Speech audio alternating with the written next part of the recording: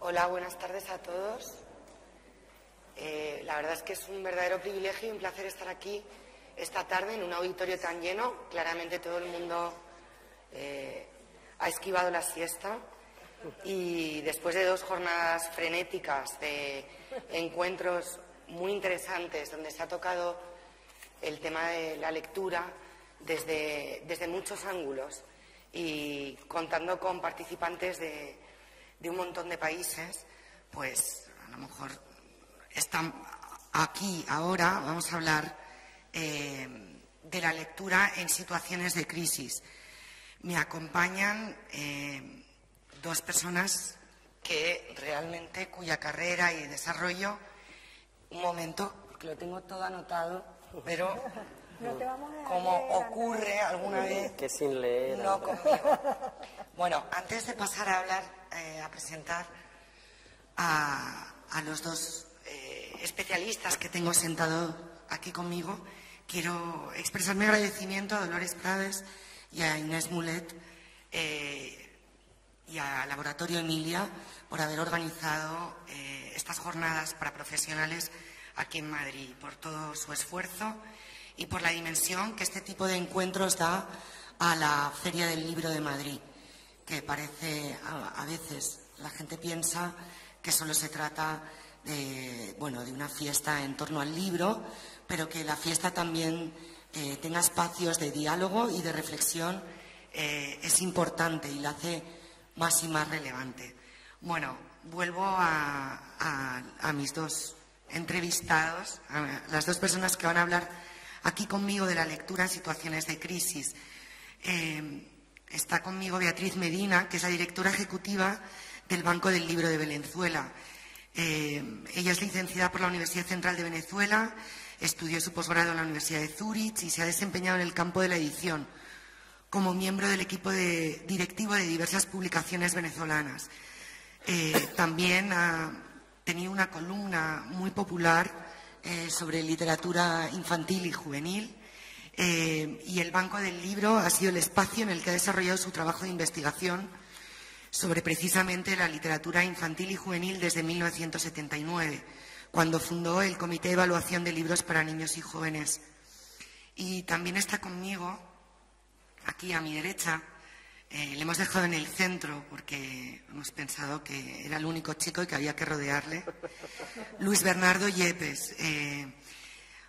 Activista en el campo de la lectura y excoordinador del fomento del libro y la lectura del Gobierno de Antioquia, bibliotecólogo de la universidad y activista, ha puesto en marcha muchísimas iniciativas. Ha sido bibliotecario en las redes de bibliotecas, profesor universitario y asesor del Plan Municipal de Lectura de Medellín. Además es autor de muchos libros, uno de ellos que tuvo la gentileza de regalarme el otro día, se titula No soy gángster, soy un promotor de la lectura. Bueno, vamos a empezar. Yo creo que nos vamos a pasar el micrófono, no sé si los vuestros funcionan. No, esto funciona. Los vuestros funcionan. Creo que el mío no, ¿o sí? Sí. ¿Me oye? No lo toques, eso Sí. termina funcionando algún día, ya verás. Bueno, entonces, la lectura en situaciones de crisis, vamos a empezar por definir de qué situaciones de crisis estamos hablando. Luis viene de Medellín y María Beatriz viene de Venezuela. Entonces vamos a empezar por Venezuela. ¿Cuál es la situación ahora mismo en Venezuela? Que llena titulares, se habla constantemente de la crisis en Venezuela y un poco de la evolución e involución. Bueno, en primer lugar, ayer en la mesa que estuvimos se me olvidó dar las gracias. Entonces voy a darle las gracias a Dolores Prades, a Inés Miré del Laboratorio Emilia y a José Castillo, con ellos me liga una gran amistad, pero creo que estos espacios merecen un reconocimiento por el trabajo que implica, que ahorita me doy cuenta. Y bueno, cuando me propusieron el tema de lectura y crisis, básicamente pensé en proyectos de intervención de promoción de lectura en contextos de crisis. Y pareciera que nuestra región está asignada por la crisis. Obviamente hay momentos más críticos. Pudiera decirse que ese es el caso ahorita de Venezuela, y Andrea me pidió algunos datos que los busqué porque pensaba hablar básicamente de Tendiendo Puentes, y busqué la encuesta de condiciones de vida de la que ha hecho la Universidad Pública Central de Venezuela junto con la Universidad Simón Bolívar y la Universidad Católica.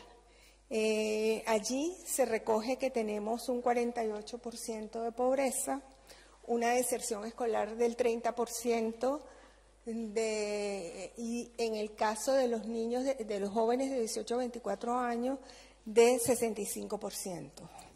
Tenemos 727 bibliotecas, pero los servicios bibliotecarios se han reducido. Es importante aclarar que la deserción escolar tiene que ver con problemas de nutrición por parte de los niños, problemas de calidad de servicio, la luz y el agua, y de transporte.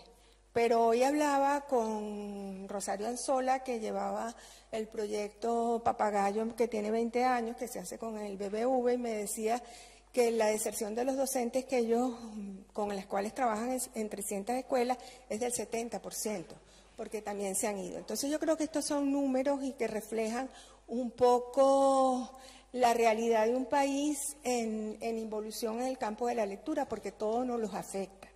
Claro, María Beatriz, hablamos cuando nos juntamos del caso de Venezuela. Yo os pedí que pusierais fecha a la crisis.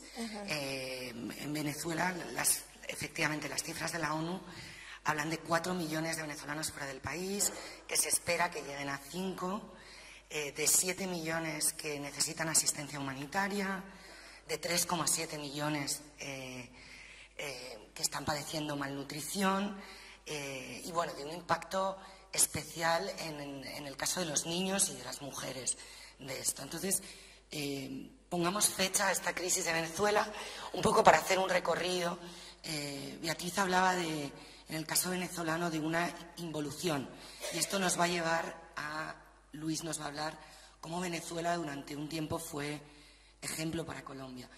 Entonces, claro, estos datos que yo he reflejado ahorita vienen del 2014 al 2018, pero del 2014 al 2018.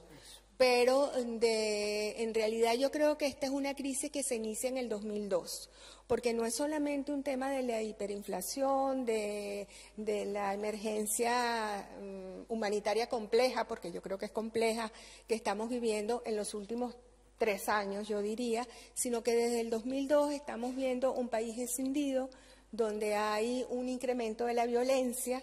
Y justamente ese año nosotros iniciamos un proyecto que se llama Tendiendo Puentes con la Lectura.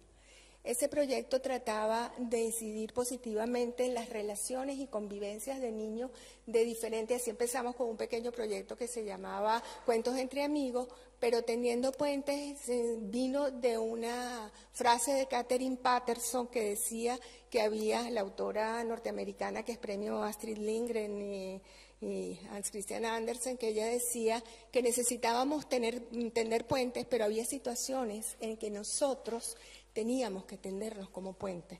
Entonces, a partir del 2002 hemos desarrollado una serie de proyectos en ese sentido, y justamente el tema de la migración nos ha hecho ver y retomar el programa, porque ya es un programa de Tendiendo Puentes, con proyectos con niños que están con sus familiares porque sus padres han emigrado, y diseñar un proyecto de frontera con la Universidad de los Andes, seccional Táchira, la frontera con Colombia, para formar mediadores entre los universitarios para trabajar en la frontera con el mismo concepto de lectura y literatura como espacio de reconstrucción personal y social.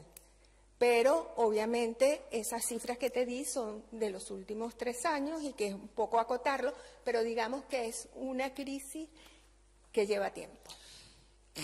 Beatriz, algunas de las iniciativas que se pusieron en marcha en Venezuela, nos contaba Luis el otro día y ahora nos va a ampliar sobre ese tema, fueron replicadas y fueron observadas por otros países como ejemplares, ¿no? Me gustaría un poco que explicaras cómo fue el ascenso, ahora que hemos visto cómo ha sido la caída, ¿no? Bueno, mira, a partir de los años 60, después de la caída de la dictadura de Marcos Pérez Jiménez, se inicia todo un proceso en un grupo de intelectuales venezolanos por recuperar el tema de la lectura como primer peldaño de la formación ciudadana. Entonces, a mediados de los 70, Venezuela empieza a tener el diseño de modelos bibliotecarios. El Banco del Libro diseñó, es una institución de experimentación y ensayo que no tiene muchísimo personal, que diseña, valida y transfiere. Yo creo que eso es importante. Entonces, los modelos bibliotecarios se transfirieron a las instituciones públicas como el Sistema Autónomo de Biblioteca Nacional y las escolares. Teníamos, por supuesto, hoy hablabas hoy de las biblioburros, y nosotros todavía en 2007 iniciamos el proyecto de las bibliomulas con la Universidad del Valle de Monboy. Bibliomulas, cuéntanos. Las bibliomulas de la Universidad del Valle de Monboy es en el Piedemonte andino, y bueno, como ahora hacen en Colombia con los biblioburros, diseñamos en el Banco del Libro unas alforjas, seleccionamos el material para que esas mulas recorrieran toda esa parte del Piedemonte andino, en regiones muy apartadas, y hemos mantenido, porque yo creo que la alianza es fundamental, hemos mantenido una alianza con esta universidad. La Bibliofalca del Orinoco, por ejemplo, cuando fue el jurado sueco, porque el Banco del Libro ganó un premio que se llama Astrid Lindgren, lo llevamos a orillas del Orinoco y ahí vieron la Bibliofalca y los llevamos a unas bibliotecas comunitarias que nosotros habíamos instrumentado en alianza con algunas empresas privadas, ¿no? El tema de las unidades móviles de lectura, asesoramos a Colombia a finales de los 70, cuando la OEA otorgó 32 unidades móviles. Pero además, creo que como la referencia del Banco del Libro, creo que Fundalectura Colombia bebió en la fuente con Silvia Castrillón del Banco del Libro, le estoy viendo a María Osorio que está allí, y también estuvo aquí Antonio Basanta, la Fundación Germán Sánchez Ruy Pérez.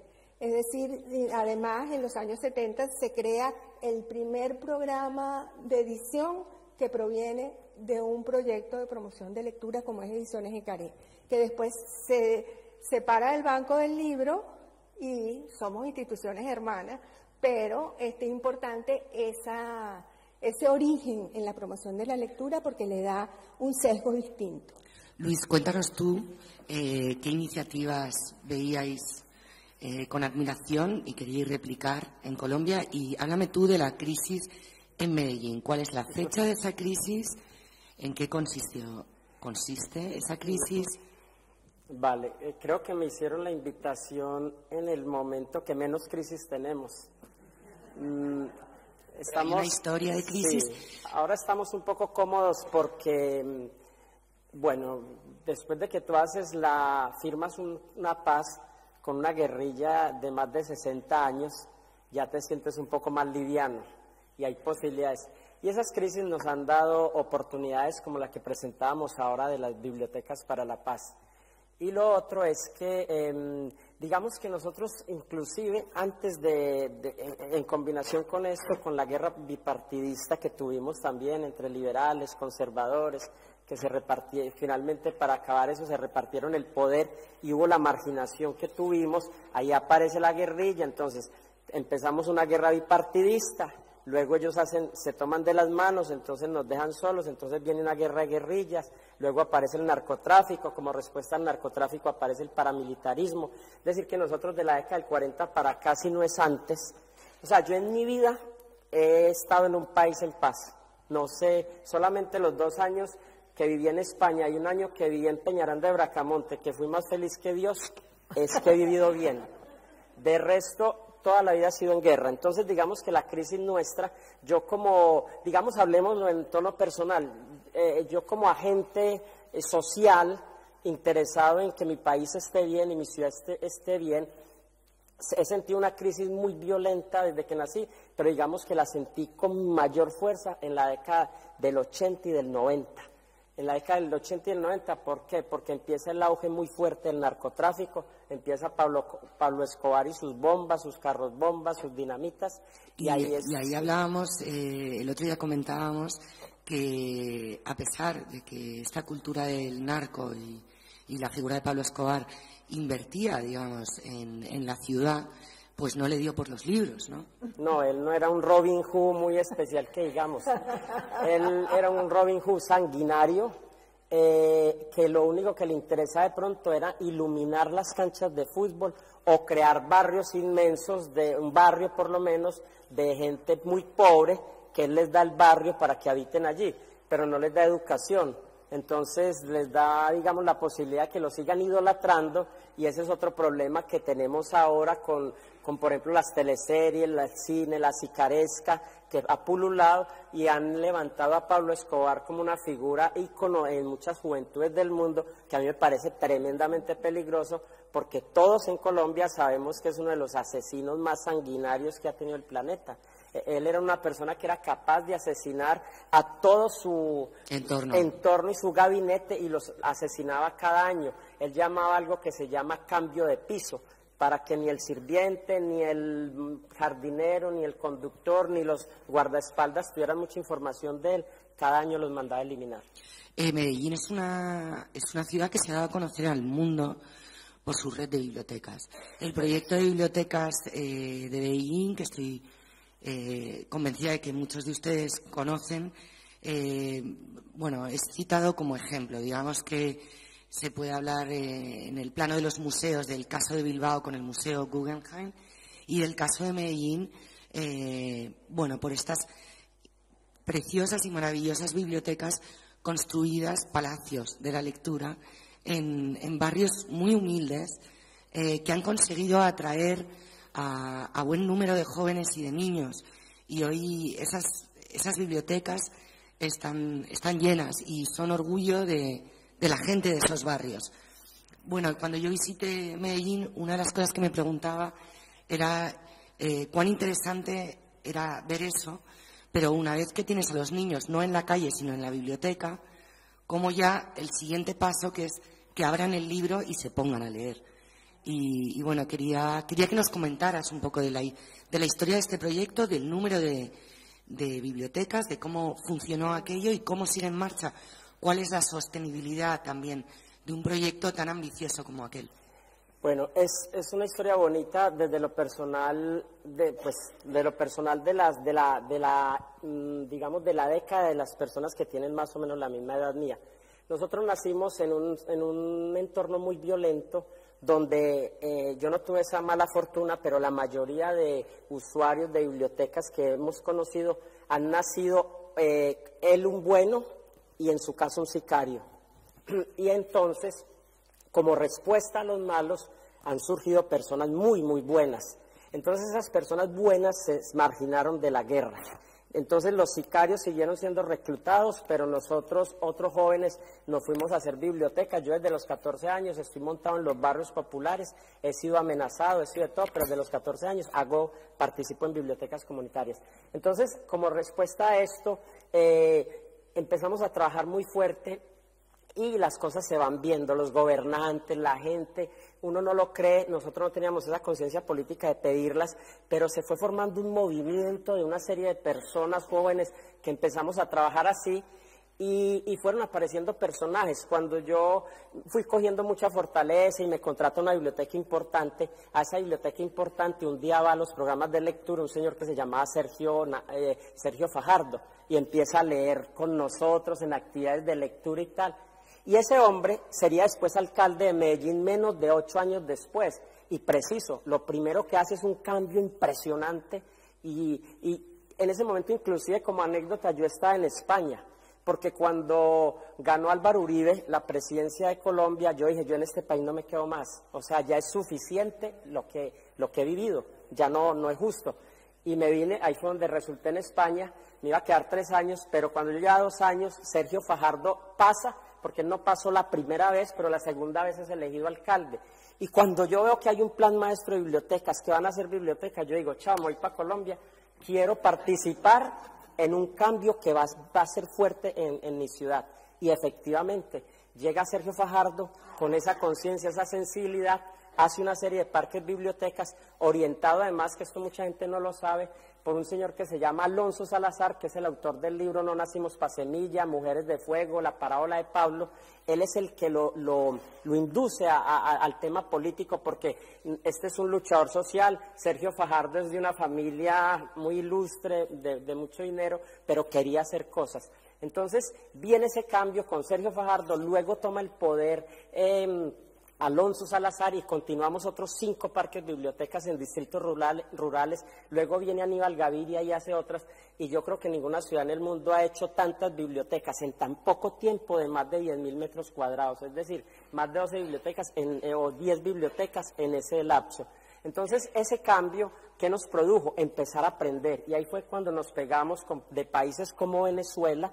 Ahí es donde enlazamos que éramos unas esponjas. Ustedes no se imaginan la ansiedad y el deseo que teníamos de ser grandes. Entonces ahí viene la ansiedad y vamos a Venezuela, venimos a España, que nos tocó también un auge muy bonito en el 2000 aquí en España con el curso de bibliotecas y democracia, información, y empezamos a cambiar a Medellín en ese sentido. Digamos que luego a Pablo lo matan en 1993, 92, 93, pierdo un año ahí de fecha, yo mismo lo había apuntado, y empieza la ciudad a parecer crecer, y se empieza a silenciar. ¿Por qué? Porque todos los chicos de los barrios se empiezan a refugiar en las bibliotecas, y ahí es donde buscamos una programación alterna para salvar la mayor cantidad de chicos posibles, y es donde aparecen los clubes de lectura, los talleres de escritura, y le damos más ánimo a los contenidos.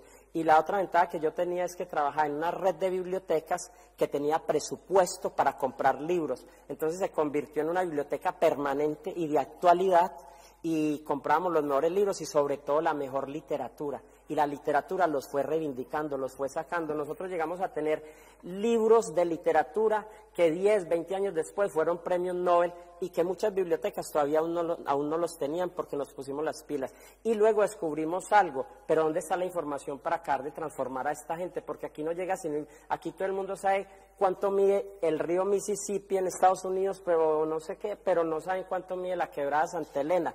Entonces ahí es donde nos vamos para Venezuela, y Venezuela tenía los servicios de información comunitario, que lo llamaban en ese entonces, servicios de información comunitarios.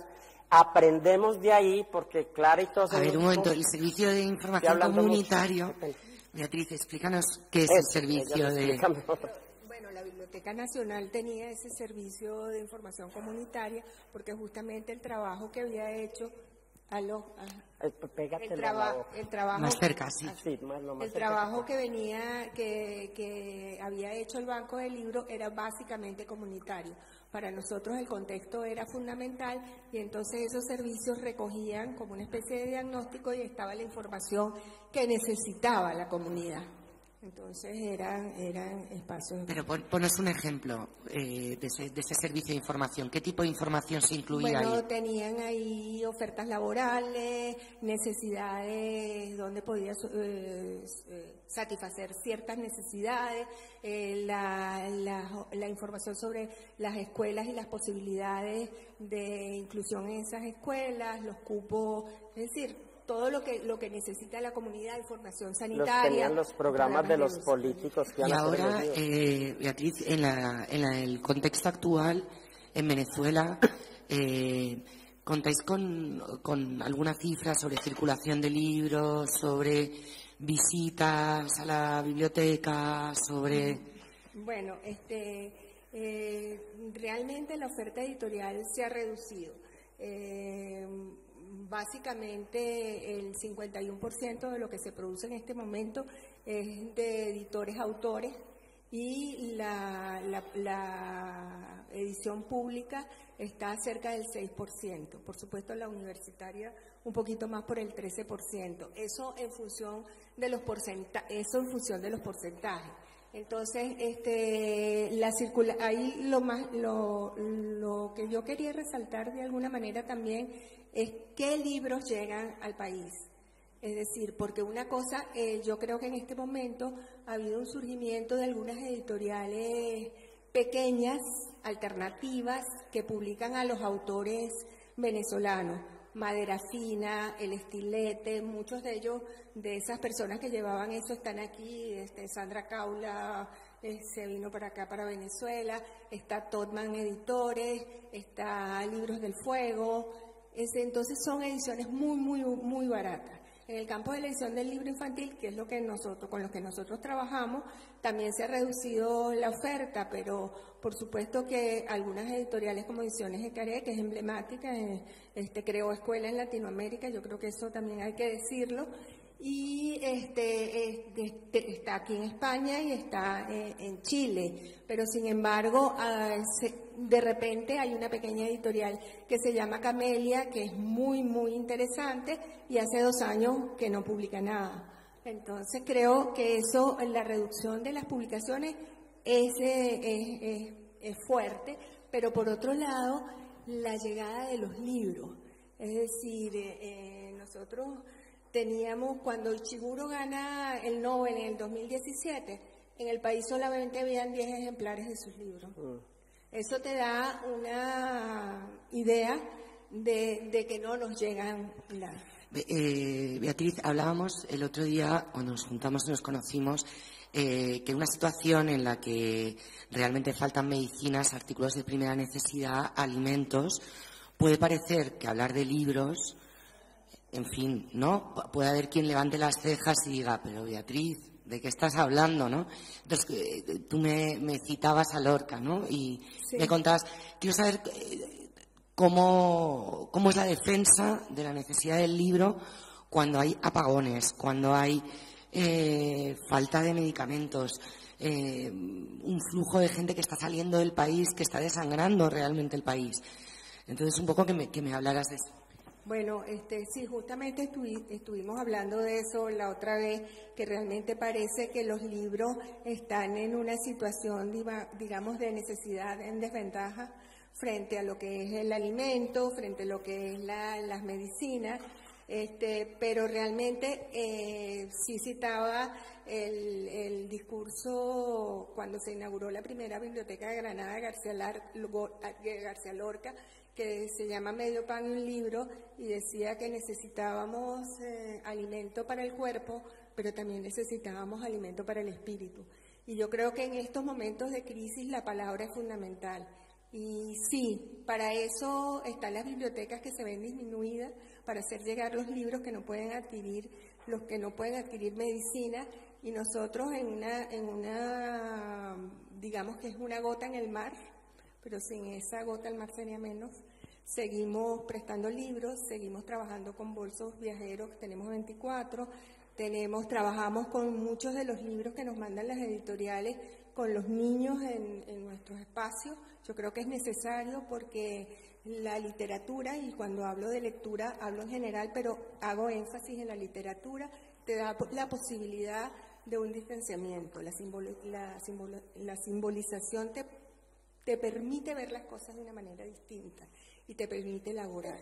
Yo creo que es en estos momentos de crisis donde más necesitamos de esa palabra, de esa ficción, de esa metáfora, de esa posibilidad de ver no solamente un mejor país, un mejor entorno, sino también las dificultades que están ahí en esos libros, sobre todo en los libros para niños y jóvenes, que han hecho de la realidad también una posibilidad de ver. Como un espacio también de evasión, ¿no? También. Y también de creación. Hablábamos de, por muy dramáticas que fueran las situaciones de crisis, que tanto Beatriz como Luis conocen bien, y sobre el terreno se produce la paradoja de que las crisis también son, de alguna manera, oportunidades, ¿no? Y también oportunidades para la creación. Luis, ¿no? Tú hablabas de el caso también de Medellín, y también Beatriz hablaba de autores venezolanos y cómo estas situaciones tan trágicas, bueno, lo que crean es una necesidad de narrar, ¿no? Y de contar lo que está pasando. Me gustaría que habláramos también un poco de eso. Sí, quería cerrar la otra pregunta, que me faltó lo de la política pública. cerrando el gobierno de Alonso Salazar pasó una cosa curiosa y fue que creamos un comité interinstitucional de la lectura. Y ese comité tenía dentro de una de sus tareas, que obedecía al plan de lectura de la ciudad, crear la política pública de lectura. Nosotros como académicos e intelectuales y promotores culturales dilatamos hasta que un día el propio alcalde, que creo que somos los más afortunados del planeta, el propio alcalde llega a una reunión, se aparece en una reunión de nosotros en la biblioteca de la Fundación EPM, o sea, de las Empresas Públicas de Medellín, y nos dice: ¿ustedes hasta cuándo van a hacer la política pública? Yo me voy de este gobierno en un año, todo ese trabajo que hemos hecho, esas bibliotecas, esto se va a desbaratar, no nos van a dejar nada. Entonces ahí fue que apuramos la política pública, se logró la aprobación de la política pública y luego posteriormente nosotros ya sin el gobierno de él, pero ya fue más fácil, logramos lo que fue el decreto reglamentario que estipulaba las partidas. Tú también hablabas que el modelo en Medellín es un modelo híbrido, público y privado, y que entre las redes de bibliotecas que hay en Medellín hay unas cuantas que están gestionadas por entes públicos, hay otras. ¿Puedes explicarnos un poco, trazarnos ese mapa? Sí, grosso modo, voy a ver cómo puedo, pues bien complejo. La biblioteca pública piloto era financiada por el Estado. Y cuando yo hablo de una biblioteca en Medellín, generalmente hablo de 6, 7, 8 bibliotecas, ninguna es sola. Todas tienen sucursales o subsidiarias o de cercanías. En el caso de la biblioteca pública piloto, logramos con los años que se trasladara a la municipalidad. Luego vienen lo que llaman las bibliotecas de cercanías, que son bibliotecas de mediano formato, de 400, 500 metros cuadrados, que están ubicadas en zonas estratégicas de la ciudad, financiadas con recursos del municipio de Medellín.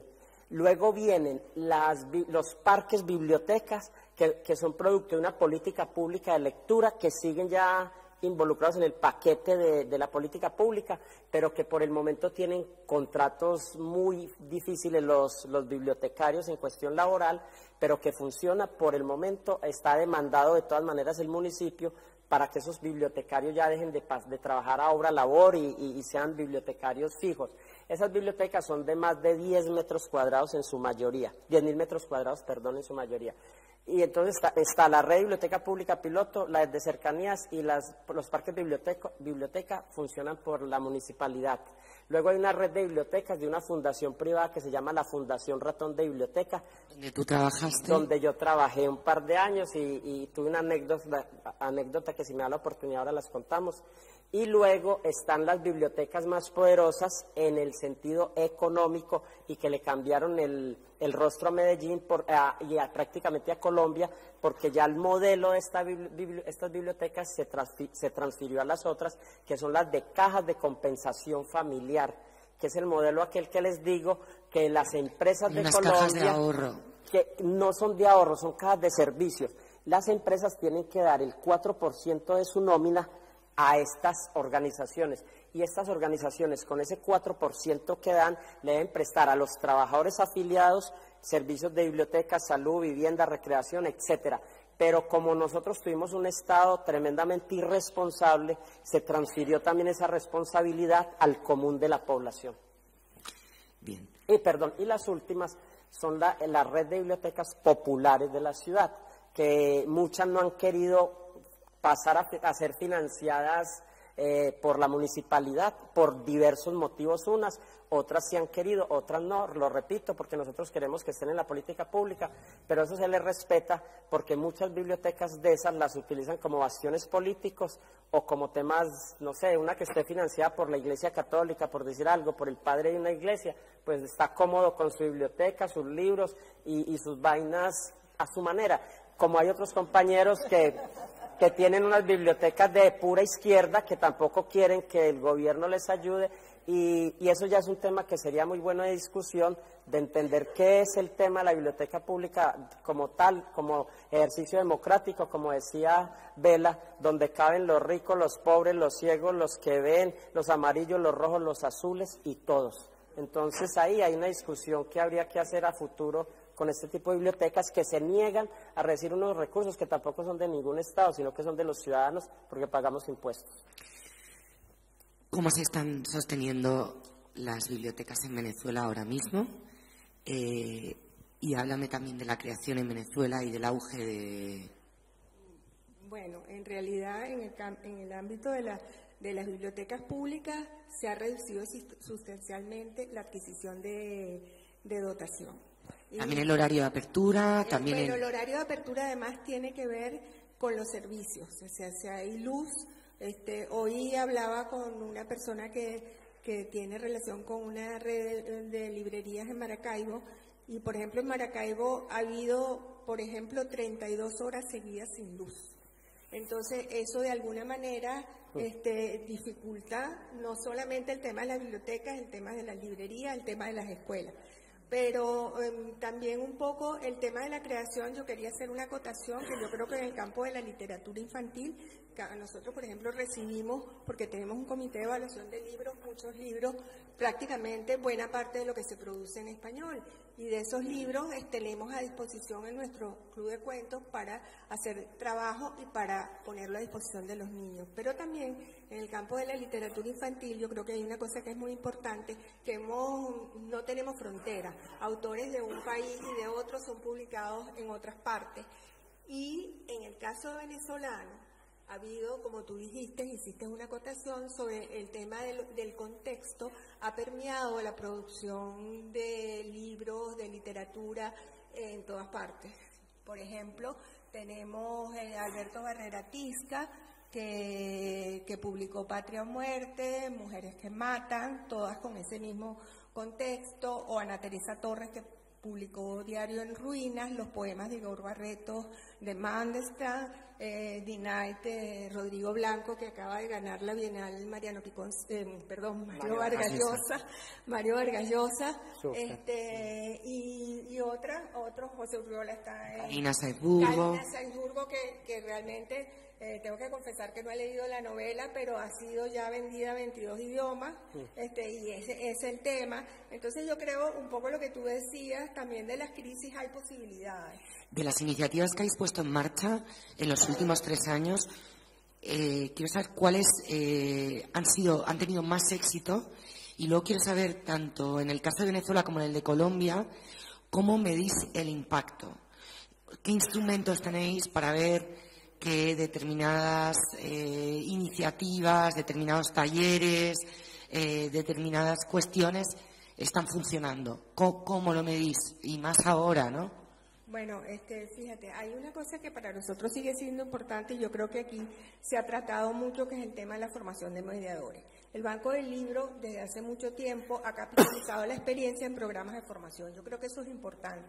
Ahí tenemos un número no lo tengo a mano, pero tenemos un número de mediadores formados. Incluso tenemos un máster con la Autónoma que está llegando a su fin después de 12 Explícanos qué son los mediadores formados.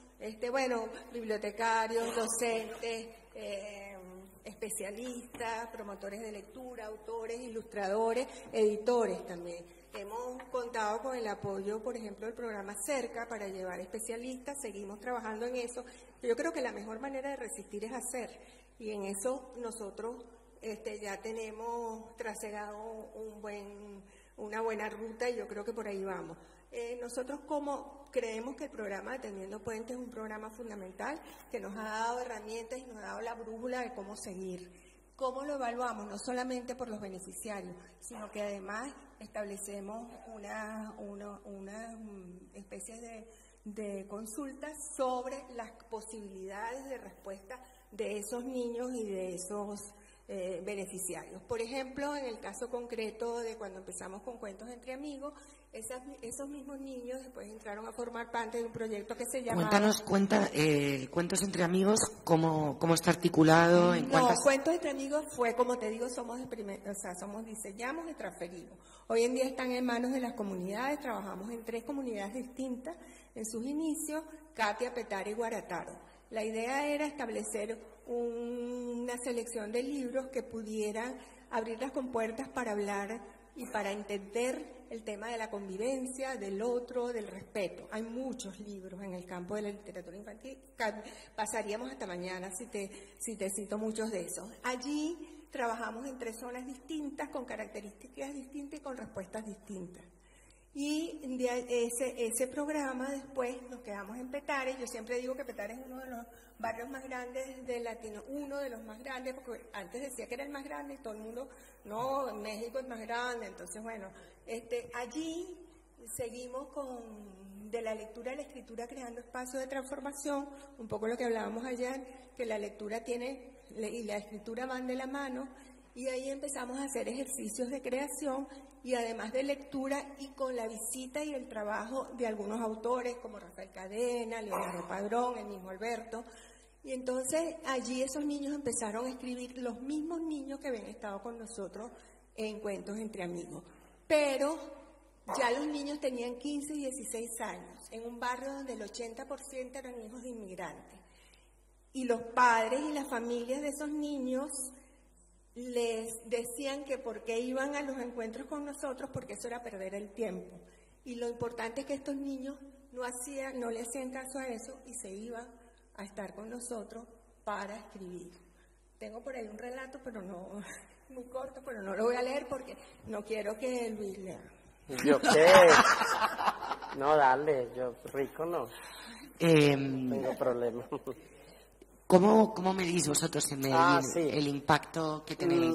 Nosotros lo medimos de dos maneras. Uno, con cifras cuantitativas, que normalmente se las entregamos a los jefes y a las autoridades. Y el segundo, ahora estamos muy preocupados. ¿Qué son cifras respecto al número de circulación? ¿Cuántas personas entran al año? ¿Cuántos libros se prestan al año, o al mes, o a los 2 días? ¿Cuántas actividades se hacen? ¿Cuántos niños se atienden en las escuelas? Etcétera. Y hay otro que estamos buscando, que es el famoso medidor de impacto, que normalmente estamos empezando a recuperarlo con relatos.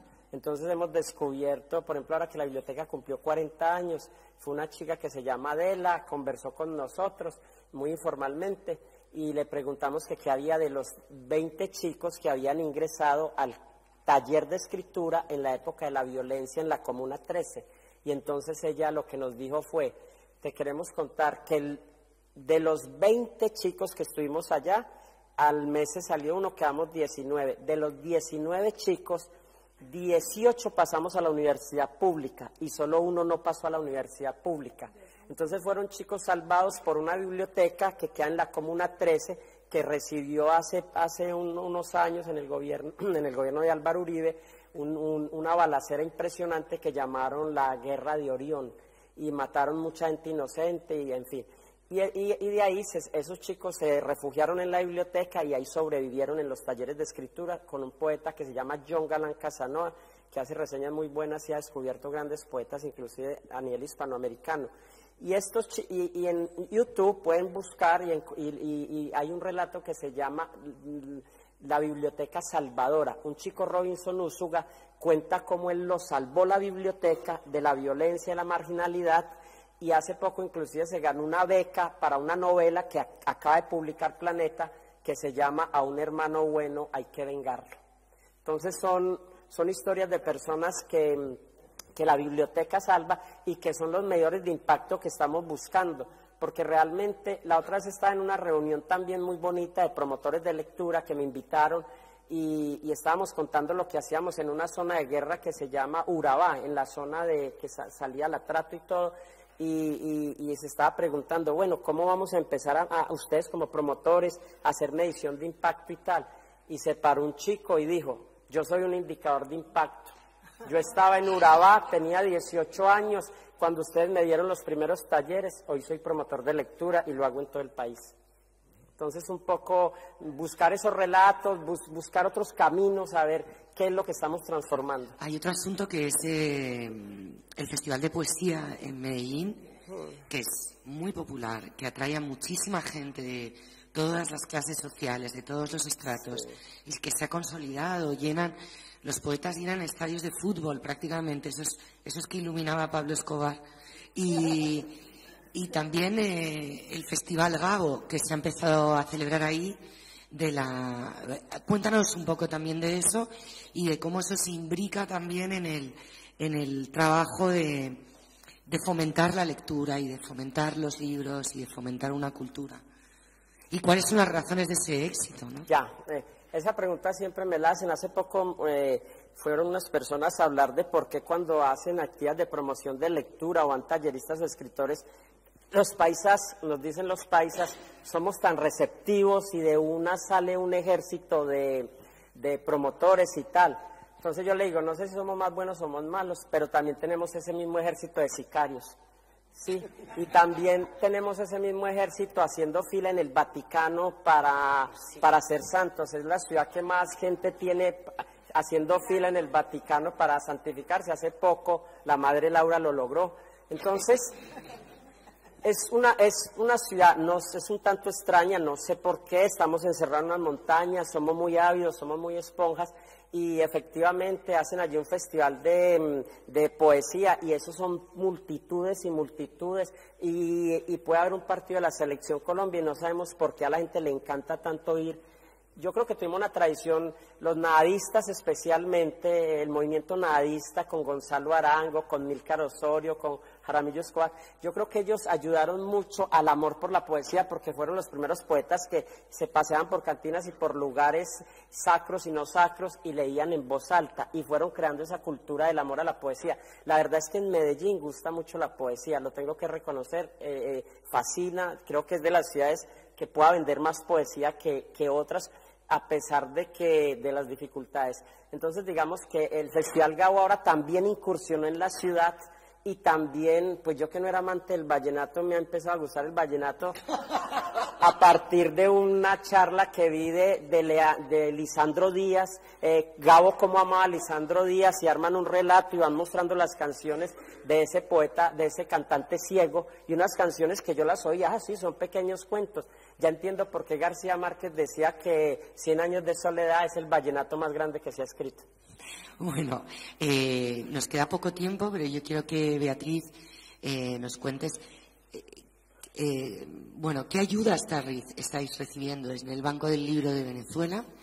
¿Qué se necesita? ¿Y cómo crees que desde fuera se podría apoyar? Bueno, nosotros somos autogestionarios y yo creo que eso es importante. Nosotros nos mantenemos prácticamente, seguimos haciendo lo que hacemos con las alianzas, pero sobre todo nosotros hemos administrado con criterio de escasez. Algunos de los premios que hemos recibido, como el Astrid Lindgren, que lo recibimos en el 2007 y todavía tenemos plata. eso, Como y Mempo el Gardiner. premio Hamdan UNESCO que recibimos por un proyecto también de Teniendo Puentes que se llama Palabras por y para la no violencia, que también lo recibimos en el 2013. Entonces, bueno, eso por un lado. Seguimos trabajando con proyectos que enviamos a todas estas convocatorias de los multilaterales. Lamentablemente muchos de los multilaterales ya no están en el país, como el Banco Mundial, como la Embajada de Canadá que se acaba de ir, con quien hicimos cuentos entre amigos y de la lectura a la escritura. Entonces, utilizamos esos mecanismos de convocatorias de proyectos y bueno, siempre estamos apostando a ver de qué manera podemos conseguir recursos con unos talleres a precios muy módicos también, pero también privilegiando aquello que tenemos que hacer, formar gratuitamente. Muy bien, pues lo dejamos aquí, hemos terminado, podríamos seguir horas y muchas gracias. No, muchas Dale. gracias.